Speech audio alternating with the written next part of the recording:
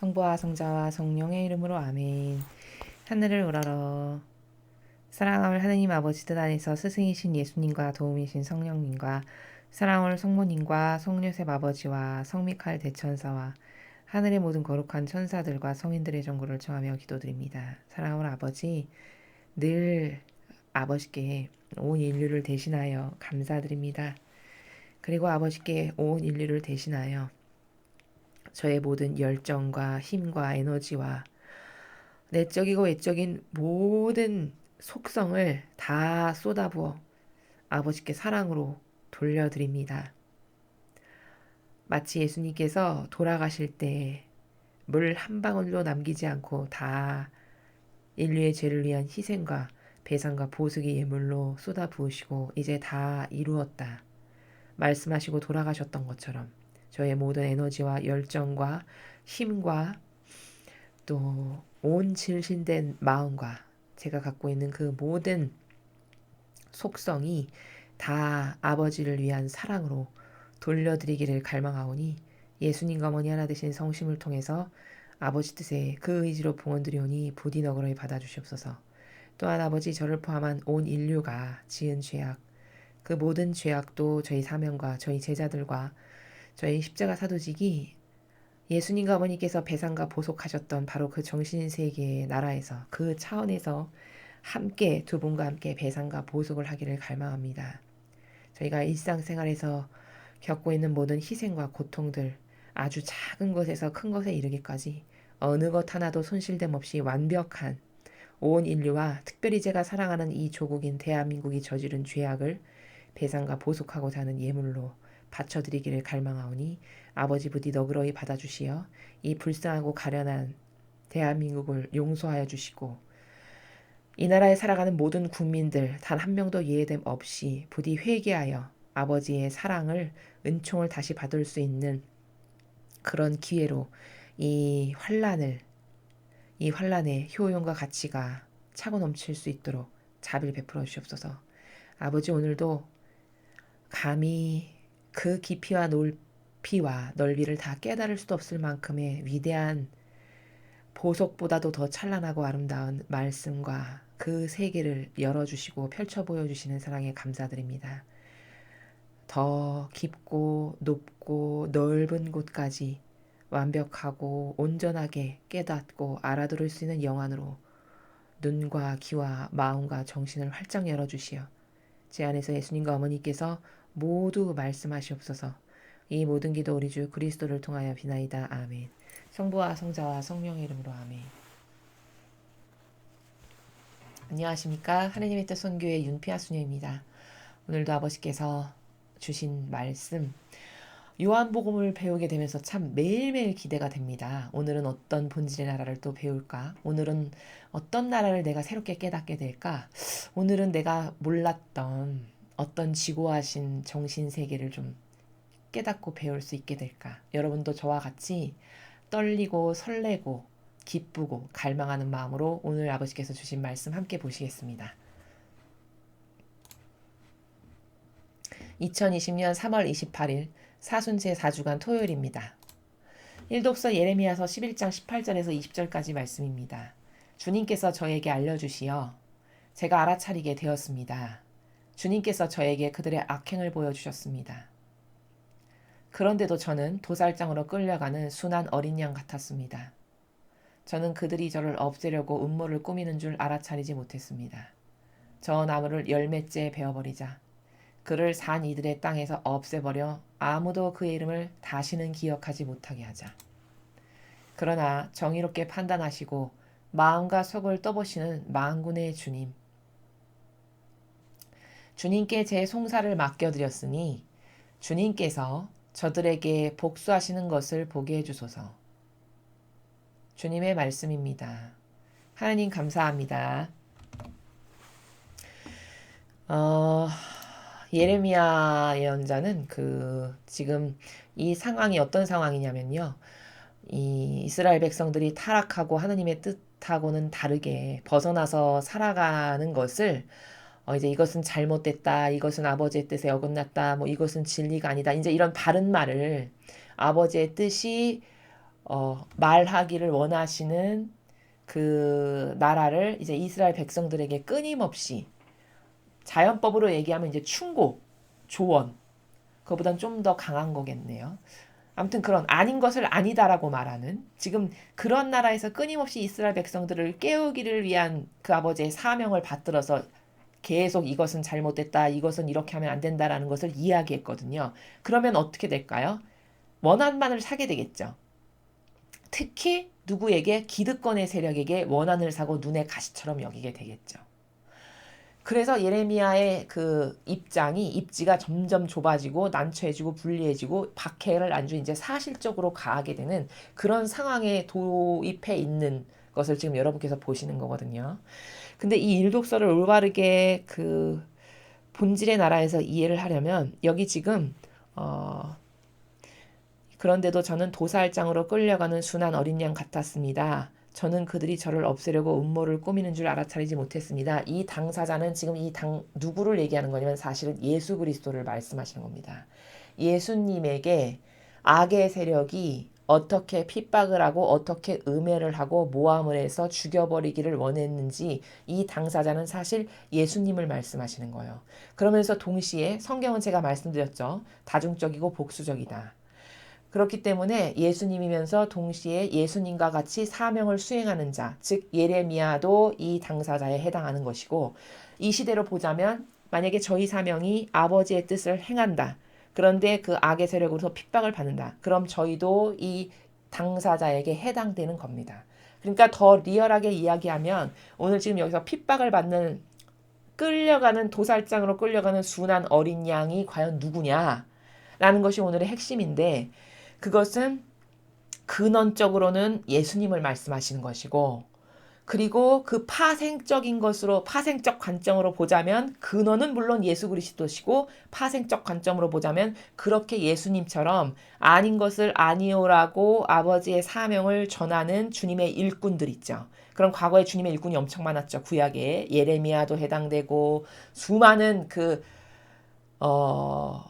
하느님의 뜻을 전하다가 죽임을 당했고 핍박을 받았고 박해를 받았고 고통을 받았던 이런 수많은 하느님의 일꾼들 그들이 다 오늘 여기 끌려가는 순한 어린 양에 해당한다라는 것이 이 예레미야서 11장 18절에서 20절을 보는 올바른 관점이라는 겁니다. 18절 보니까 주님께서 저에게 알려주시어 제가 알아차리게 되었습니다. 주님께서 저에게 그들의 악행을 보여주셨습니다. 하느님 아버지께서 알려주셨기 때문에 악의 세력이 누군지 알게 됐다는 거예요. 마찬가지죠. 저희도 이 로마 가톨릭이 악의 세력이라는 것을 어떻게 알게 됐을까요? 하느님이 알려주시지 않고 제가 인간적인 제 얄팍한 지식으로 깨닫거나 발견할 수 있을까요? 죽었다 깨나도 발견할 수 없습니다. 저도 여러분과 똑같이 아직도 깨어나지 못한 그런 영혼들과 똑같이 만약에 하느님의 은총이 없었으면 저희 사명도 그리고 저도 로마 가톨릭이 어떻게 악으로 변질된 하느님을 모욕적인 고통만을 드리는 하느님께 그리고 수많은 백성을 속이는 그런 악한 세력인지를 절대 알 수 없다는 거죠. 이건 순전히 은총으로만 발견할 수 있는 것인데 오늘 18절에서 어떻게 그것을 알게 되냐면 하느님이 은총으로 가르쳐 주셔야 알게 된다는 거예요. 지금 첫 줄에 그렇게 이야기하고 있죠. 그래서 알게 됐다는 거예요. 누가? 예레미야도 저희도 또 그 밖에 하느님의 뜻을 행했던 수많은 예언자들도 그리고 예수님조차도 아버지의 뜻과 하나 되셨기 때문에 그 아버지의 의지와 마음의 나라를 다 환히 아시니까 아실 수 있다는 거죠.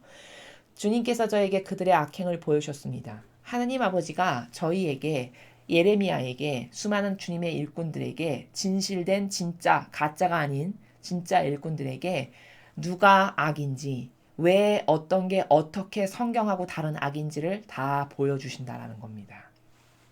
그런데도 저는 도살장으로 끌려가는 순한 어린 양 같았습니다. 예수님이 그러셨죠. 진짜 그러셨죠. 예수님은 악을 몰랐거나 혹은 그들을 벌하거나 징계할 권능이나 힘이 없어서거나 이런 게 아니셨어요. 왜 순한 어린 양처럼 도살장으로 끌려가는 것처럼 끌려가셨냐? 순전히 아버지 뜻만을 이루시기 위해서였는데 그 아버지 뜻이 뭐였냐면 온 인류가 지옥의 자식이 돼서 죽게 생겼잖아요.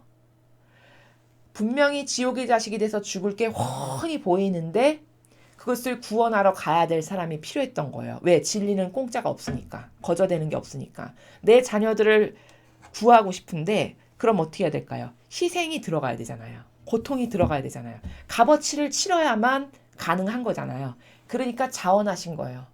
아, 내가 아버지 뜻 안에서 창조한 내 자녀들이 완전 마귀의 밥이 돼서 끌려가서 완전히 죽게 되었는데 저것을 구해야 되겠는데 구할 사람이 없어. 어떻게 할까? 내가 창조했으니 내가 영예로 여기면서 구원하러 가자 해서 그들이 잘못된 걸 몰랐거나 그들의 악을 뭐 수용하시거나 이래서가 아니라 순한 어린 양처럼 끌려가신 건 순전히 배상과 보속을 해서 자녀들을 살리기 위한 이 목적성 하나만을 보시고 완전히 데스티네이션에 올인하는 정신세계에서 이렇게 하셨다는 것. 그럼 하느님을 닮은 일꾼이라면 진짜 예수님의 이런 정신을 똑같이 빼닮은 용해된 하나 돼서 용해된 나라에서 사는 사람이라면 예레미야도 수많은 다른 예언자들도 그리고 저희도 이렇게 도살장에 끌려가는 순한 어린 양과 같은 정신으로 배상과 보속을 해야 되는 게 맞다는 거죠. 왜? 예수님이 이렇게 하셨으니까. 나는 이분을 따르는 사람이니까. 왜? 예수님이 배상과 보속을 해서 인류를 살리셨으니까. 그리고 지금도 배상과 보속을 우리 눈에만 안 보일 뿐이지 하늘나라에서 끊임없이 지금 하고 계세요. 그럼 어떻게 해야 될까? 나도 당연히 회개한 종의 모범처럼 배상과 보속을 해야 되는 것이고 그분의 정신을 따르는 사람으로서 그리고 그렇게 해야만 예수님의 고통을 내가 배상과 보속한 만큼이라도 덜어드릴 수 있잖아요. 뭘까? 아, 나는 그분을 사랑하니까 그분의 정신세계를 따르고 쫓는 사람이니까 그분의 정신이 곧 내 정신이니까 그분이 곧 나니까 그러니까 나는 그분이 한 것을 해야 되는 게 당연하고 마땅한 거고 사랑하는 사람의 고통을 덜어드리고 싶으니까 당연히 나도 배상과 보속을 해야 되는 이런 기타 등등의 수많은 이유로 우리도 하느님의 진짜 충직한 일꾼이라면 예수님께서 오로지 배상과 보속을 구원하시기에 순한 어린 양처럼 끌려가셨던 것처럼 나도 그렇게 살아야 된다. 여러분, 그럼 이것은 말을 뒤집어 바꾸면 이렇게 순한 어린 양처럼 죄가 없는데도 끌려가는 어린 양처럼 배상과 보속을 하지 않는 건 가짜라는 걸 알 수 있겠죠. 그렇죠? 예수님은 이렇게 다 자기의 죄가 아니잖아요. 이 죄의 당사자가 아니셨단 말이죠.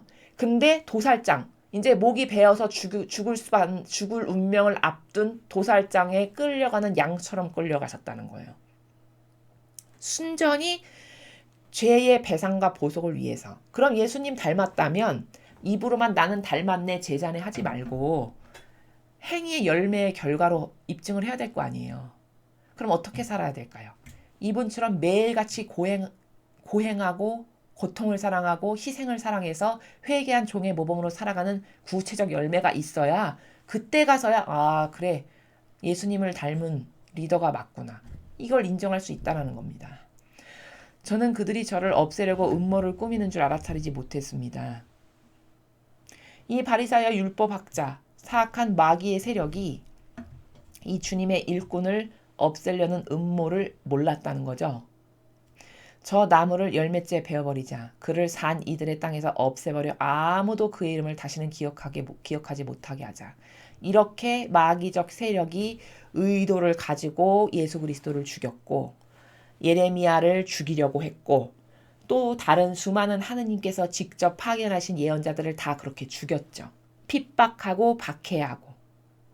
구약에 다 나오는 거잖아요. 예수님이 그러시잖아요. 하느님의 이름으로 그 비유에서 말씀하시죠. 종들을 보냈다. 근데 그 포도밭에 종들을 보냈는데 보내는 족족 죽였다라는 거잖아요. 그래서 마지막에는 그래 내 아들만큼은 죽이지 않고 내 아들만큼은 존중해 주겠지 라고 생각해서 예수 그리스도를 마지막에 그 포도밭에 그 밭의 주인이 그 여태까지 일군 것을 받아와라 하려고 종을 다 보냈는데 종은 다 죽여버려가지고 마지막으로는 아들을 보냈는데 그 아들마저도 죽여버렸다라고 그 비유에서 말씀하시잖아요. 그게 사실적인 팩트인 거예요. 그렇게 사악하고 역겨운 존재들인 거예요. 속 의지가 겉하고 그렇게 다른. 우린 이것을 위선자라 하죠. 예수님은 이것을 뭐라 하셨냐면 회칠한 무덤이라고 하셨어요. 여러분 회칠한 무덤이 뭔지 아시죠? 회가 뭐죠? 그 겉에 무덤에 하얗게 이렇게 바르는 거죠. 깨끗하고 단정하고 아름다운 것처럼. 근데 막상 그 회를 부시고 안에를 열면 어떡하죠? 구더기로 드글드글한 그 썩은 시체를 먹는 구더기 그 역겨운 벌레들로 가득한 이게 회칠한 무덤이라는 비유예요. 그건 뭘까? 그렇게 겉과 속이 달라서 남을 속이는 위선자적인 바리사이법학자의 작태를 예수님께서 그렇게 비유로 말씀하신 거거든요. 이게 딱 그거지 뭡니까? 위선자지 뭡니까? 속의지는 이랬던 거예요. 저 나무를 열매째 베어버리자. 아, 죽여버려가지고 다시는 저 이름을 아무도 이 땅에서 기억 못하게 해버리자. 이게 이 사악한 악의 세력의 의지라는 거죠. 이것을 예레미야는 미처 몰랐다는 거예요. 다른 주님의 일꾼들도 몰랐죠. 예수님은 아셨겠지만 수용하셨죠. 왜? 배상과 보석을 해서 우리를 살려주시려고.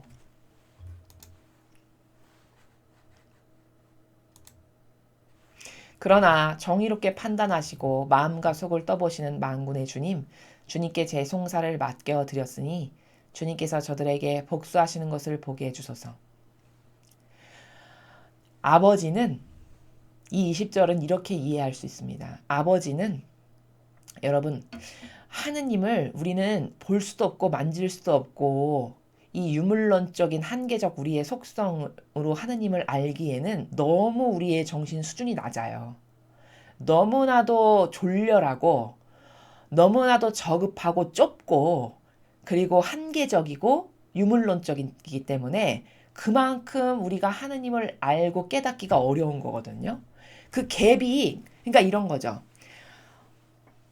어느 정도 갭이 요 정도의 갭이다. 그럼 어떻게 좀 이렇게 이 갭을 메꿀 수 있을 만한 여력이 있을 텐데 이건 갭이 너무 큰 거예요. 우리가 여기면 하나님은 여기 계시는 존재예요. 그러면 그게 어떤 뭐 거리적으로 멀다는 얘기냐? 그게 아니라 정신세계 차원의 나라가 인간은 너무너무 저급하기가 여기 요 수준이라면 하느님은 그 정신세계의 높이나 고결함과 순수성과 완벽함과 풍요와 그 모든 것의 근원 자체시고 출발점이시고 알파의 오메가시기 때문에 그 갭이 너무나도 멀어가지고 하느님이 어떤 분이신가를 깨닫기에는 정말 여러분이 진리를 매일같이 열심히 공부하고 자꾸자꾸 정신세계를 발전시키지 않으면 죽는 날까지 하느님이 어떤 분이신지 모르고 죽는 사람도 허다하겠죠. 이게 저는 인간이 초래할 수 있는 가장 아까운 손실이라고 생각해요. 진리를 모르고 죽는다? 천상의 나라를 갈망해보지도 못하고 추구해보지도 못하고 어떤 그것을 위해서 노력을 해보지도 못하고 죽는다? 전 이것보다 더 아까운 인생은 없다고 생각합니다. 한평생의 인생이 100살도 채 못 사는 인생이라고 평균적으로 봤을 때 그 길지도 않은 그 한평생의 인생에서 가장 중요한 게 뭘까? 가장 중요해서 우선시 돼야 될 게 뭘까? 그건 영혼이에요. 영혼보다 더 중요한 건 없어요. 왜? 영혼은 없어지거나 소멸되는 것이 아니라 영원히 존속되고 사는 것이고 한 번 결정된 위치를 두 번 다시 바꿀 수 없다는 이 절체절명의 상황에 죽게 되면 놓이는 거기 때문에 사실 이 세상에서의 나의 삶은 내 영원성의 마지막 종착지를 어디다가 점을 찍을 것이냐를 위해서 마치 하버드 대학을 가기 위해서 수많은 젊은 시절의 그 노력과 희생이 오로지 그것만을 위해서 바치듯이 그 하버드대는 사실 아무것도 아닌 거예요. 왜냐하면 그것은 한계적인 거고 영원한 것도 아니잖아요. 영원히 존속될 것도 아니고 거기 갔다고 해서 하늘나라에 가는 것도 아니고 그러니까 아무것도 아닌 거거든요. 근데 그 아무것도 아닌 것에 수많은 사람이 올인하고 열정과 정열을 쏟아붓잖아요. 그럼 그 아무것도 아닌 것에 열정과 정열을 쏟아부을 정도로 그것이 가치롭다고 여긴다면 여러분이 이 실체의 가치를 진짜 사실적이고 리얼하게 깨닫는다면 여기에 올인할 사람은 거의 다거든요. 근데 왜 이 영원한 것에 올인 안 하냐? 모르기 때문인 거예요. 그 가치성과 그 중요도와 그리고 내 인생에 있어서 그게 얼마나 마지막 데스티네이션이 돼야 될지에 대한 효용성의 면에서 여러분의 그 인식 수준이 굉장히 낮기 때문인 거죠. 그렇기 때문에 그것에 대한 노력과 그것에 대한 희생과 온갖 열정을 거기다 쏟아부을 수는 없는 건 왜 그럴까? 그게 얼만큼 중요하고 얼만큼 내 인생에서의 내가 올바르게 추구해야 될 가치 목표며 이런 기타 등등의 인식 체계가 너무 없어서예요. 몰라서. 왜? 가르쳐서 받아들여 본 적이 없고 들어본 적이 없어서. 그렇기 때문에 여러분이 중요성을 몰라서 그런 거거든요.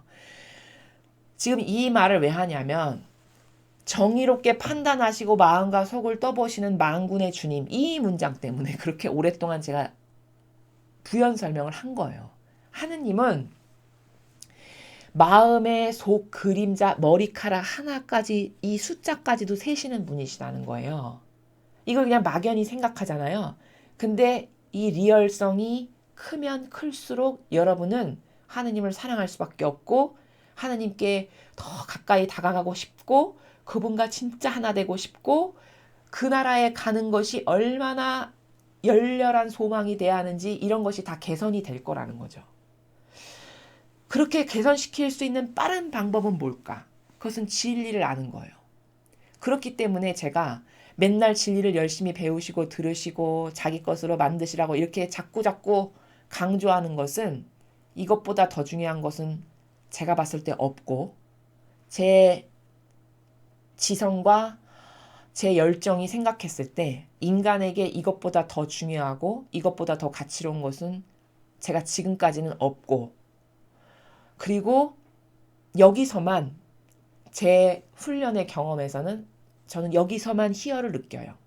여기서만 가치를 느끼고 여기서만 모든 것을 쏟아부어도 아깝지 않다?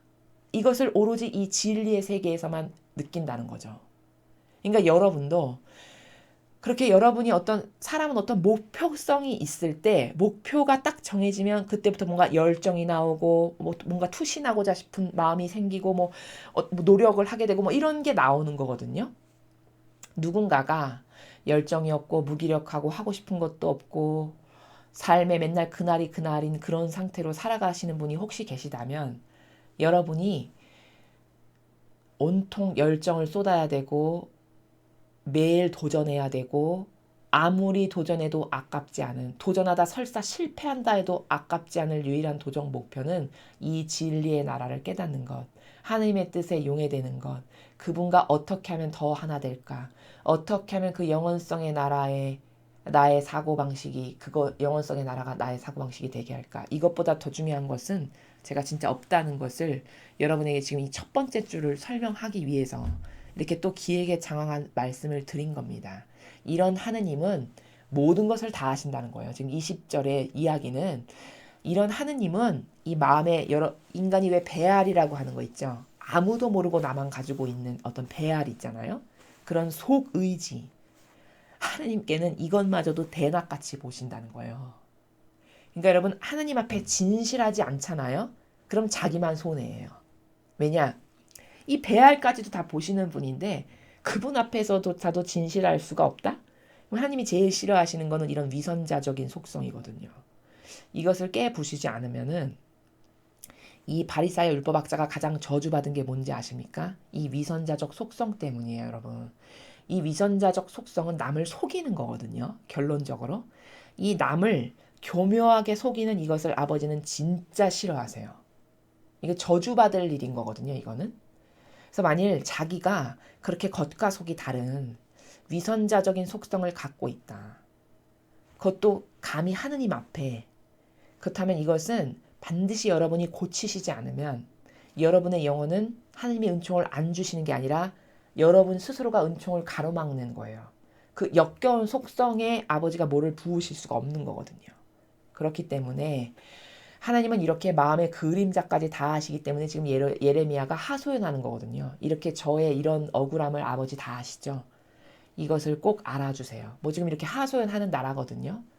사실 20절은 조금 약간 질이 떨어지는 온전한 배상과 보속과 고통이 되려면 사실 20절과 같이 말하는 나라는 없어야 되는 건데 약간 인간의 한계성이 조금 이왕 배상과 보속과 고통과 희생을 하는 거 20절과 같은 넋두리가 들어가면 이게 질이 좀 떨어지는 거지만 인간의 한계성이라고 치고 이 20절을 말씀을 드리면 아버지는 이런 말 안 해도 다 아신다는 거예요. 이런 하소연이나 넋두리를 안 해도 이미 마음의 그림자를 아시는 분인데 왜 모르시겠습니까? 그런 하느님께 여러분이 어떤 관계성을 그분과 맺어야 되는 거는 무지무지 중요해요.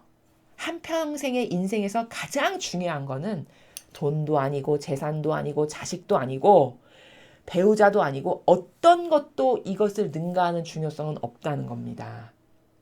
하느님과의 관계만 올바르면 당연히 여러분이 이렇게 필요한 육적 욕구도 아버지는 다 채워주시고요. 그리고 아버지와의 올바른 관계성을 확립할 때만이 여러분 본연의 자신을 깨달을 수 있고 여러분이에게 아버지가 세워놓으신 계획을 아버지가 다 이루실 수 있게 되는 거고 이런 기타 등등의 모든 것이 다 하느님과의 관계성 어떤 관계성으로 내가 아버지께 진실할 건가 어떤 관계성으로 정직할 건가 이것만이 중요하다는 것을 제가 지금 추가로 말씀을 드립니다. 복음을 보시겠습니다. 요한복음 7장 40절에서 53절까지 말씀입니다. 주님 영광 받으소서. 그때 예수님의 말씀을 들은 군중 가운데 어떤 이들은 저분은 참으로 그 예언자시다 하고 어떤 이들은 저분은 메시아시다 하였다. 그러나 이렇게 말하는 이들도 있었다. 메시아가 갈릴레아에서 나올 리가 없지 않은가? 성경의 메시아는 다윗의 후손 가운데서 그리고 다윗이 살았던 베들레헴에서 나온다고 하지 않았는가? 이렇게 군중 가운데서 예수님 때문에 논란이 일어났다. 그들 가운데 몇몇은 예수님을 잡으려고 하였지만 그분께 손을 대는 자는 아무도 없었다. 성전 경비병들이 돌아오자 수석 사제들과 바리사이들이 왜 그 사람을 끌고 오지 않았느냐 하고 그들에게 물었다. 그분처럼 말하는 사람은 지금까지 하나도 없었습니다. 하고 성전 경비병들이 대답하자 바리사이들이 그들에게 말하였다. 너희도 속은 것이 아니냐. 최고의 의원들이나 바리사이들 가운데서 누가 그를 믿더냐. 율법을 모르는 저 군중은 저주받은 자들이다. 그들 가운데 한 사람으로 전에 예수님을 찾아왔던 니코데모가 그들에게 말하였다. 우리 율법에는 먼저 본인의 말을 들어보고 또 그가 하는 일을 알아보고 난 뒤에야 그 사람을 심판하게 되어 있지 않습니까? 그러자 그들이 니코데모에게 대답하였다. 당신도 갈릴레아 출신이란 말이요? 성경을 연구해 보시오. 갈릴레아에선 예언자가 나지 않소. 그들은 저마다 집으로 돌아갔다. 주님의 말씀입니다. 그리스도님 찬미합니다.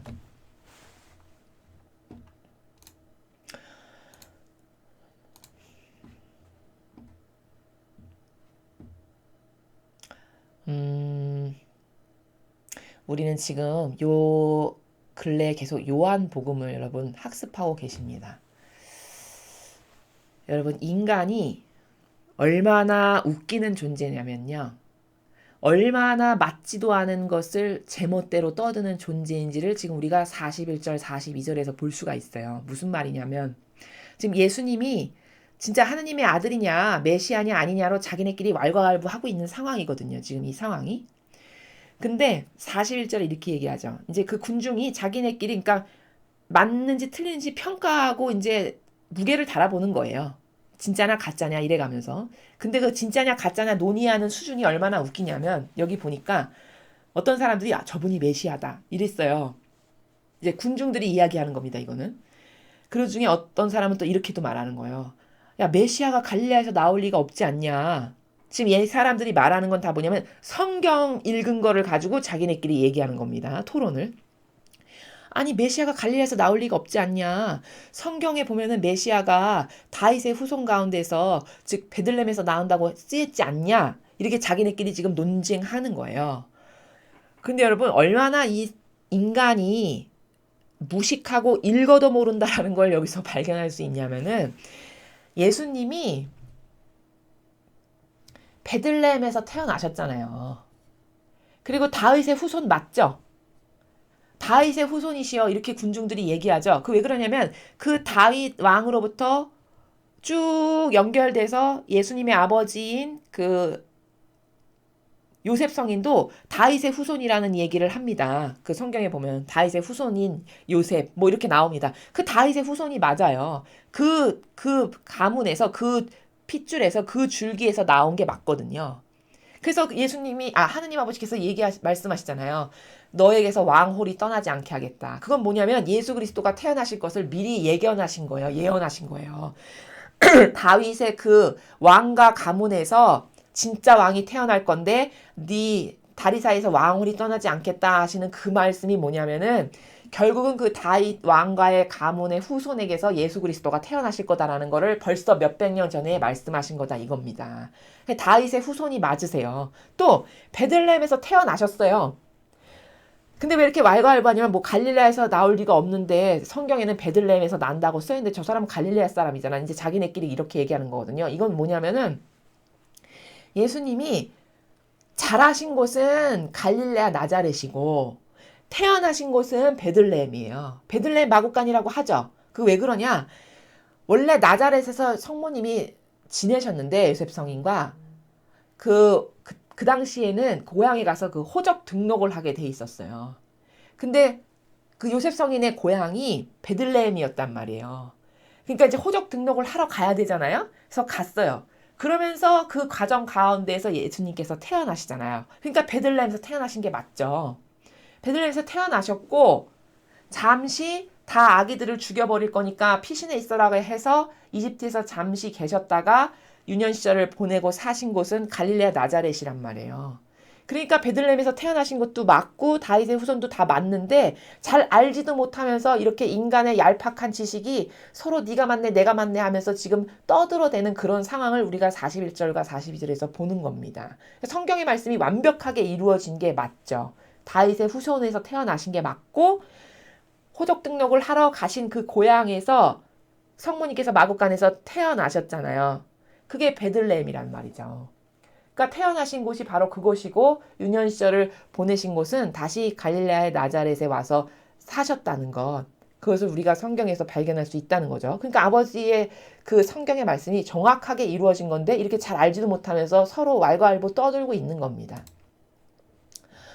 그리고 이제 이렇게 보니까 이제 점점 예수님을 압박해서 이제 아버지의 때가 이르러서 이제 잡아가려고 하는 상황을 우리는 지금 보고 계신 거거든요.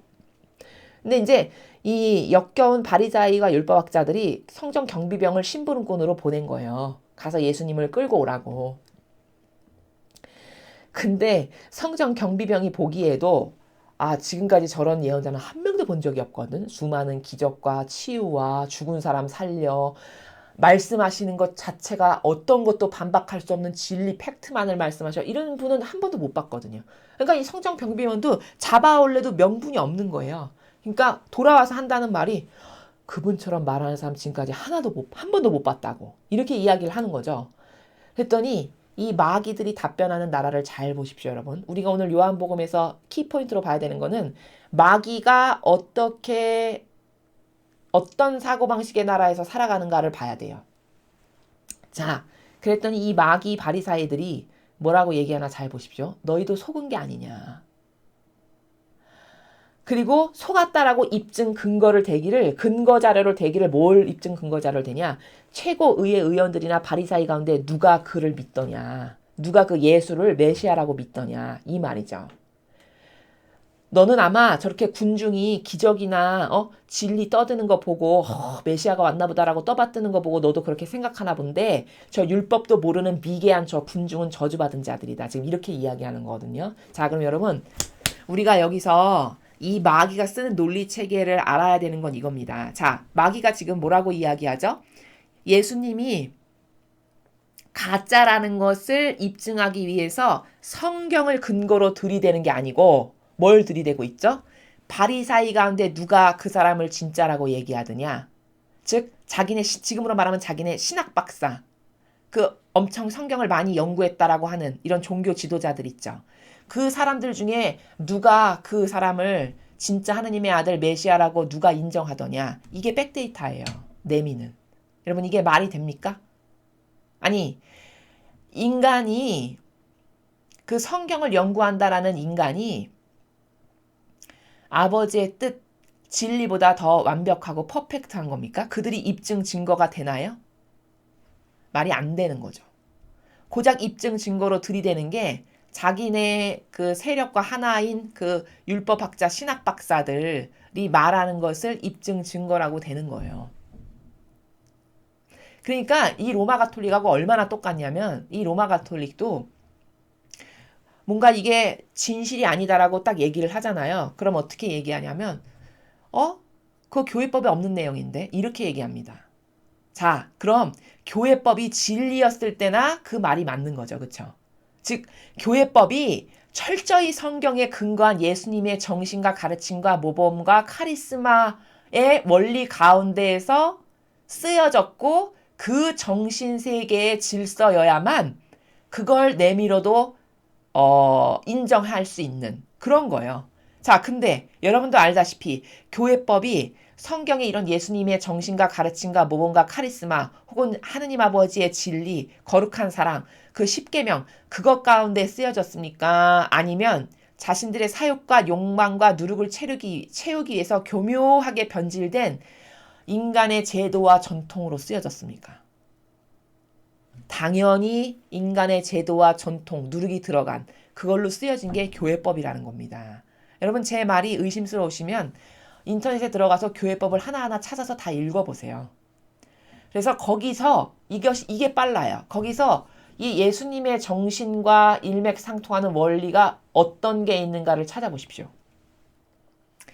이 예수님의 정신은 순전히 하느님의 뜻을 이루기 위한 의인의 정신, 희생, 고통사랑, 치욕사랑, 십자가 사랑, 그리고 아버지의 뜻을 이루기 위한 배상과 보속, 이런 정신으로 점철된 게 다 예수님의 정신이거든요. 그리고 예수님의 정신세계에 이분법, 신분, 질서가 어디 있습니까? 근데 이 로마 가톨릭은 이미 이분법, 신분, 질서로 자기네들이 살잖아요. 자신들은 다스리는 자, 다가오는 성도들은 너는 내 말을 들어야 되는 자. 그러니까 성경에 근거해서 이것이 옳다라고 이야기해도 그 교회법에 없는데? 교회법에 그게 없는 내용인데 이렇게 이야기합니다. 그게 오늘 48절에 바리사이 중에 누가 그 예수를 믿더냐? 이거랑 똑같지 뭡니까? 성경을 근거해서 주님의 진리를 근거해서 십계명을 근거로 해서 야 그거 성경에 없는 내용인데 야 그러니까 그게 틀린 거야. 이렇게 분별을 하는 게 아니라 그 얄팍한 인간의 제도와 전통, 인간의 자기네 지식 있죠. 그것을 가지고 신적인 것을 검증하는 이런 역겨운 자들인 거예요. 인간적인 것, 신적인 것, 인간이 만든 제도와 전통을 가지고 오히려 하느님의 신성을 검증하겠다고 들이대는 이런 역겨운 존재들이 바리새인의 율법학자였는데 지금도 똑같다는 거죠. 지금도 성경에 근거해서 이것은 이렇지 않습니까라고 누가 반기를 들면 그것을 성경에 근거해서 아버지의 뜻은 이러이러한데 지금 이러이러하니 잘못됐군요. 이렇게 분별을 하는 게 아니라 그거 교회법에 없는 건데 그 교황님이 말씀하신 이런 해칙과는 다른 건데 이게 뭘까? 자신의 뜻이 인간의 뜻이 조작하여 만든 제도와 전통 그 역겨운 누룩이 들어간 그 인간의 법으로 감히 신적인 하느님의 것을 자로 들이대서 어디 내가 한번 니께 맞나 틀리나 한번 좀 검증 좀 해볼까? 이런 역겨운 짓을 하고 있다라는 겁니다. 그게 지금 48절에 제가 아까 서두에 마귀가 어떻게 어떤 계략으로 인간을 속이는지 마귀가 속이는 여러 가지 술수 중에 하나를 지금 오늘 말씀을 드리는 거예요. 정리하면 악은 인간의 뜻이 만든 제도나 전통이나 자신들의 그 법 있죠. 수천 년 동안 이어져 내려오는 자신들이 기득권의 세력으로 가지고 누린 어떤 그런 것들. 그런 걸로 감히 신적인 지금 예수님을 재는 거 아니에요. 진짜인지 가짜인지 그쵸? 가만있어 봐. 저게 진짜인가 가짜인가 내가 좀 한번 검증 좀 해볼까? 우리 제도와 전통으로 봤을 때 쟤는 이래서 가짜고 이래서 가짜고 지금 이걸 하고 있는 거거든요. 여러분 이게 하느님 보시기에 얼마나 역겨울까요? 잘 생각해 보십시오. 이 위선자적인 이런 작태 이게 진짜 저주받을 만한 일인가 아닌가를 잘 분별해 보십시오. 성경의 근거에서. 지금 이것을 똑같이 로마 가톨릭이 그래? 우리 교회법에는 그런 게 틀리는데 교황님이 만드신 해칙에는 그렇게 나와 있지 않은데 그리고 이분법 신분 질서로 살고 이게 얼마나 감히 하느님의 신성을 역겹고 저급한 인간의 그 뜻, 인간의 제도와 전통으로 거꾸로 재단에서 재는 이런 모욕과 역경을 드리는 존재들이 이 바리새인과 율법학자였고 이 로마 가톨릭이다라는 것을 똑같은 세력이라는 것을 또 한 번 입증을 하는 겁니다. 그리고 군중은 이렇게 깔보고 저거는 미개한 것들 신학 아무것도 모르는 것들이 말하는 게 무슨 기준이야 이런 거죠. 49절은. 그래서 얘기하잖아요. 저주받은 자들이다. 저 군중은. 근데 그 중에 조금 깨어있던 율법학자가 하나 있었던 거예요. 그게 니고데모입니다. 그 니고데모가 이제 반론을 펼치죠. 뭐라고 이야기하죠? 아니 우리 율법에 우리가 따르는 그 철두철미하게 지키는 율법에 먼저 본인의 말을 좀 들어보고 그리고 그가 하는 일을 알아보고 그가 무슨 일을 했는데 율법에 어떻게 반하는지 좀 그런 것을 살피고 판단하게 돼 있지 않습니까? 그런 것도 안 하고 싸잡아서 지금까지 행한 행적으로 봐서 저건 가짜야 이렇게 하는 건 옳지 않다라고 지금 이 사람이 반기를 드니까 그마저도 뭐라고 이 마귀 세력이 이야기를 하나 보십시오. 당신도 갈릴레아 출신이란 말이요? 그러니까 무슨 말이냐면 지금 시대로 풀어서 이야기하면 야 같은 고향 사람이라고 너도 네 고향 사람 편드는 거야? 지금 이 얘기하는 거죠. 성경을 좀 연구해 보시오. 갈릴레아에선 예언자가 나지 않소. 참 여러분. 그러니까 성경도 똑바로 모르는데 감히 예수님을 판단하는 거예요. 이게 얼마나 코미디인지 여러분 생각해 보십시오. 제가 앞에서 말씀드렸죠. 예수님은 갈릴레아에서 태어나지가 않으셨어요. 예수님은 아까 앞에서 이야기하잖아요. 군중들이. 베들레헴에서 태어나셨다니까요. 갈릴레아에서 태어나질 않으셨어요. 베들레헴에서 호족 등록하러 갔다가 거기서 태어나셨으니까 예수님 베들레헴에서 나오셨다는 성경 말씀이 완벽하게 이루어진 게 맞아요. 근데 신학 박사라는 사람들이 그렇게 잘난 척을 하면서 고작 한다는 얘기가 갈릴레아에서 예언자가 나지 않소. 그러니까 똑바로 알지도 못하는 거예요. 심지어. 이론적인 데이터 팩트도 똑바로 모르는 주제가 자기네들이 만든 제도와 전통으로 감히 신적인 것을 옳으네 그르네 진짜네 가짜네 이렇게 지금 판단 내리고 분별하고 있는 수준이라는 것을 52절에서 우리가 볼 수 있죠. 이 교회가 똑같다는 거예요.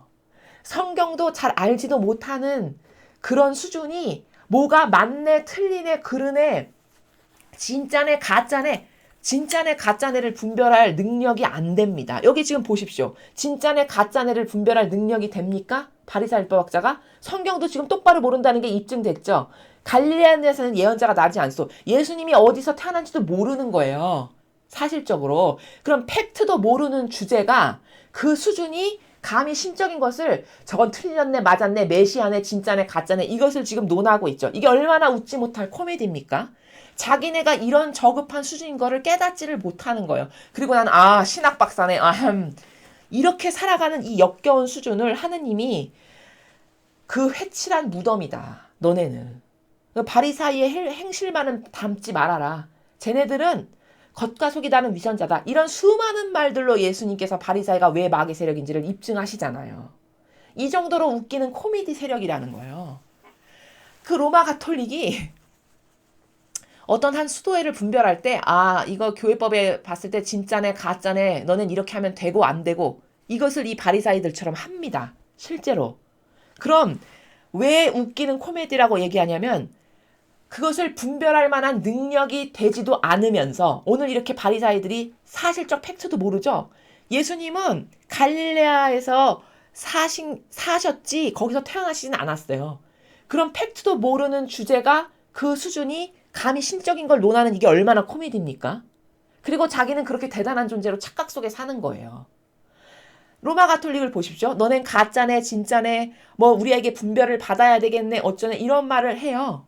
아니 그러면은 그 말을 100번 양보해서 옳다라고 하려면 먼저 자기네가 그런 것을 분별할 수 있는 능력과 지혜와 슬기와 예수님의 정신으로 살아가는 그런 어떤 모범적 팩트가 있어야만 그런 말을 해도 수긍을 하고 인정을 할 텐데 그런 수준이 안 되죠. 지금 제가 수많은 입증 증거를 들려드렸듯이 똑같아요. 이렇게 바리새인 율법처럼 진리도 모르고 진리를 모르니까 성도들에게 가르치질 않아서 아무도 로마 가톨릭의 신자는 성경의 진리를 몰라요. 여러분 40년 50년 신앙생활에서 여러분이 진리를 알아가지고 정신세계가 매일 달라지고 고요해지고 그런 내 자신이 달라져서 너무 기쁘고, 여러분 이런 희열을 이 로마 가톨릭 안에서 느껴보거나 진리를 진짜 알게 돼가지고 과거에 나하고는 완전히 다른 나를 발견할 때마다 너무 기쁘고, 더 예수님과 하나 돼야지, 더 희생과 고통을 사랑해야지, 나도 제발 좀 그런 정신으로 순교 좀 해봤으면, 이렇게 달라지는 것을 여러분 이 교회에서 느껴보셨습니까? 그런 가르침을 배워보셨어요? 만약에 그런 가르침을 배워본 적이 없다면 진리를 모르는 사람들이고 안 가르치는 세력이에요. 그럼 그런 진리를 가르치지도 못하는 그런 수준이 뭐가 맞고 틀리다라는 것을 말하는 게 얼마나 웃긴 겁니까?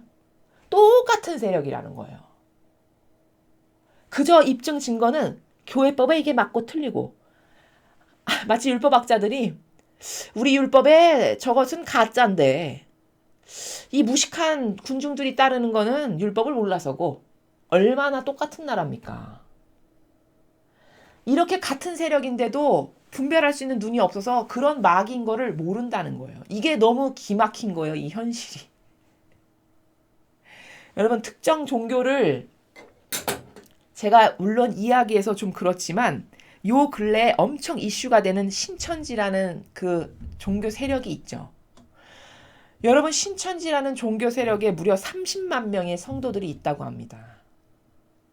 여러분이 보셨을 때 그 30만 명의 성도들이 이해가 안 가시죠? 뭘 믿고 저런 교주 밑에 가서 그걸 신처럼 떠받들면서 지내나. 여러분, 이 로마 가톨릭이 하나님의 뜻을 수행하지 않고 예수님의 정신과 하나도 닮은 게 없는데 맹목적으로 따르는 이 로마 가톨릭의 성도들이 신천지의 30만 명의 성도들하고 뭐가 다릅니까? 잘 곰곰이 생각해 보십시오.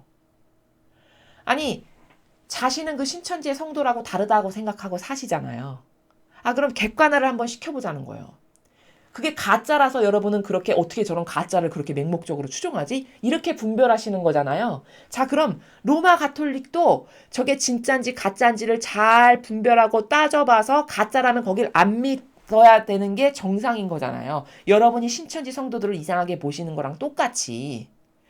근데 거기에 그런 분별도 안 하고 맹목적으로 따라가면서 여러분이 하느님의 뜻을 행하는 사람들이야. 그래도 희생을 하는데 내가 잘해야지. 만약에 이렇게 맹목적인 그냥 자신의 정서와 감정에 충직하게 따라서 여러분이 거기를 따라간다면은, 동조하고 협력한다면은 그 신천지의 30만 명의 성도들하고 다를 게 뭐냐는 거죠. 이게 자신에 대한 객관화가 안 돼 있다라는 증거예요. 객관화라는 것은 진짜 중요합니다. 이것은 순전히 감정으로 하는 게 아니라 하느님이 주신 진리, 즉 이성으로만 수행해야 가능해요. 그래서 그 이성을 하느님이 축복으로 주신, 인간에게 지성을 축복으로 주셨잖아요. 축복으로 주신 이성을 진리의 나라에서 잘 객관화를 시켜서 그렇구나. 그게 사실이구나. 그게 진실이구나. 이것을 발견하는 게 이성의 힘이에요.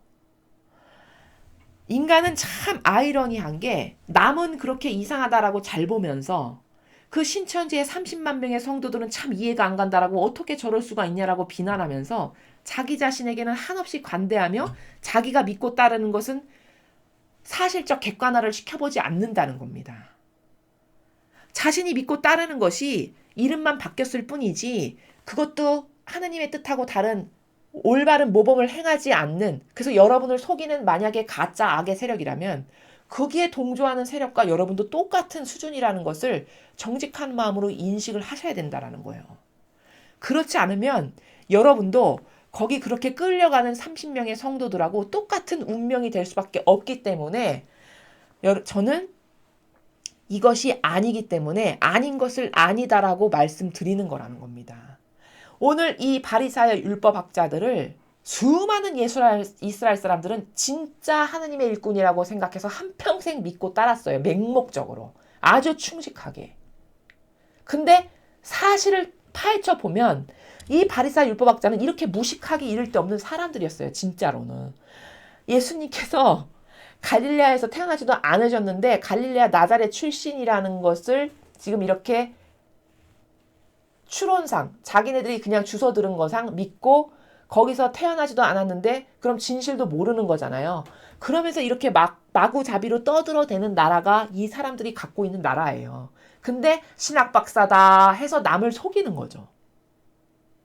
그런데 이렇게 신학 박사다라고 하는 이상한 너울, 하느님의 그 권능의 힘, 이런 것을 등에 업고 한평생 이스라엘 백성을 속이는 마귀의 세력으로 살았는데도 불구하고 이스라엘 사람들은 이게 진짜라고 맹목적으로 분별도 안 해보고 맹목적으로 한평생 믿고 동조하고 협력하다가 나라가 망했잖아요. 이스라엘이라는 나라가. 그건 진짜 중요한 팩트거든요. 왜 망했나? 하느님이 그렇게 사랑하신다면서. 아니면 하느님이 선택한 민족이라며. 근데 왜 망했을까? 나라도 없이. 그건 오히려 하느님을 잘못 섬기잖아요.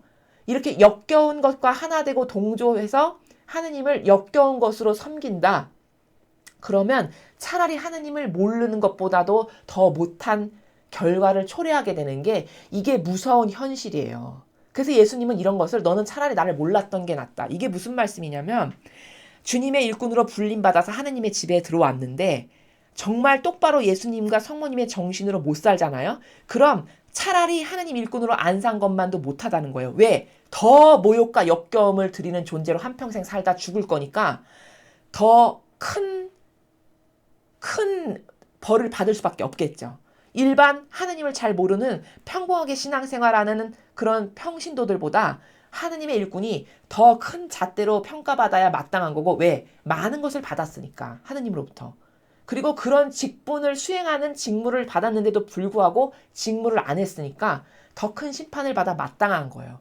그래서 하느님의 일꾼으로 잘 살지 못하면 차라리 모르니만도 못한 그런 지옥에 갈 수밖에 없는 열매를 맺는 게 하느님의 일꾼으로 살아가는 사람의 엄청 중요한 책무와 책임이거든요.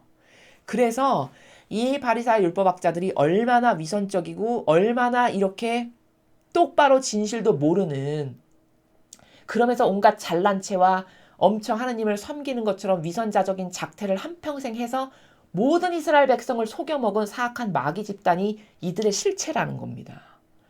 이게 이때만 끝난 게 아니라 이 세력을 그대로 물려받은 게 로마 가톨릭이라는 거예요. 지금껏 제가 말씀드린 수많은 백데이터를 증거로. 그러나 여러분들도 똑같이 이스라엘 백성처럼 그냥 맹목적으로 추종한다면은 그게 신천지의 30만 성도들하고 다를 게 도대체 뭐냐. 도대체 다를 게 뭔지를 잘 생각해 보시라는 거예요.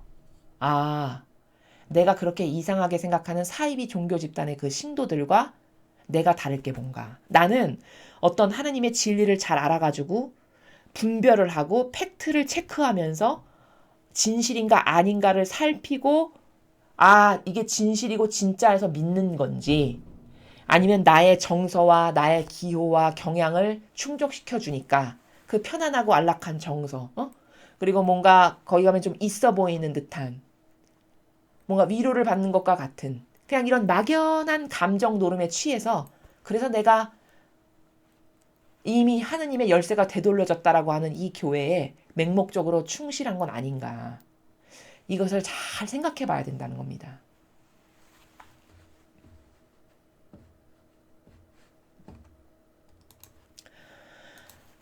오늘 우리는 그 일독서는 예레미야서를 봤죠. 예레미야서에서 이 도살장에 끌려가는 어린 양이 과연 누군가. 이거는 본질적으로는 예수 그리스도를 말씀하시는 것이고 그런 예수님처럼 아버지의 사명을 아버지 뜻에 용해되어 충직하게 수행하려고 한 수많은 주님의 일꾼들이 또한 이 파생적 관점으로 봤을 땐 그런 일꾼들을 포함하는 말씀이시다. 그런 일꾼들을 끊임없이 박해한 세력은 바리사여 율법학자였다. 자, 요한복음에 와서 오늘 중요한 건 이 마귀, 이 율법학자와 바리사이들이 갖고 있는 이 마귀적 작태, 이 남을 속이는 이 행태, 그것의 중에 하나 오늘 본 게 이렇게 예수님이 뭐 어디서 태어났네 이런 걸 왈가왈부하는 과정을 보면 똑바로 알지도 못하는 이런 수준이 감히 신적인 것을 자신들의 그 인간적 제도와 전통으로 옳으네, 틀리네, 그르네, 맞네, 분별하는 이런 말도 안 되는 어불성설을 이 바리사 율법학자들이 사실적으로 했다. 그리고 군중은 깔보는 무식한 것들 이러면서 이게 이들의 실체였어요. 근데 이게 어떻게 지금 로마 가톨릭의 다른가 같은가를 살펴보니까 이 세력을 똑같이 계승하고 전승하고 이어받아서 지금 똑같은 마귀적 세력으로 모든 성도들을 속이는 주도적인 세력이 됐다는 것. 근데 여러분은 분별도 하지 않고 그냥 맹목적으로 이 이스라엘 백성들처럼 그냥 믿고 충직한 종처럼 한평생 거기에 동조하고 협력한다는 거. 근데 잘 생각해 된다는 거예요. 만약에 이게 진리의 성경의 관점에서 봤을 때 이미 변질된 마귀 세력인데 여러분이 그렇게 충직하게 계속 협력하고 동조한다면 그 신천지 이만이라고 하는 사람에게 30만 명의 성도들이 맹목적으로 동조하고 협력하잖아요. 그 30만 명의 세력과 여러분이 도대체 다를 점이 뭐냐는 거죠. 남은 남이니까 이상해 보이고 나는 그저 나니까 한없이 관대하다? 이것은 굉장히 잘못된 큰 착각이라는 거예요. 이 관점을 여러분 스스로에게 적용시키셔서 아 그래 그렇지. 저 사람은 남이니까 남에 대한 잣대는 칼같이 들이대잖아요. 남에 대한 것은 그리고 잘 보인단 말이죠. 정말 우리가 봐도 이상해. 뭐 자기가 재림 예수라고 하면서 온갖 사람들을 끌어모으는 이 성경하고 하나도 다른 사입이라고 하는 것에 30만 명이 들어가 있구나. 저 사람들은 다 맹목적으로 이미 감정적 정서적으로 그냥 충직한 종이 돼버린 거예요. 그럼 여러분도 이 성경과 하느님이 주시는 말씀 진리를 통해서 진짜 하느님의 뜻을 행하는 세력인지 아닌지를 분별하는 눈도 없이 맹목적으로 충직하다면 그런 사이비 종교단체 집단의 성도들하고 다를 바가 뭐냐. 이게 진실이라는 거예요.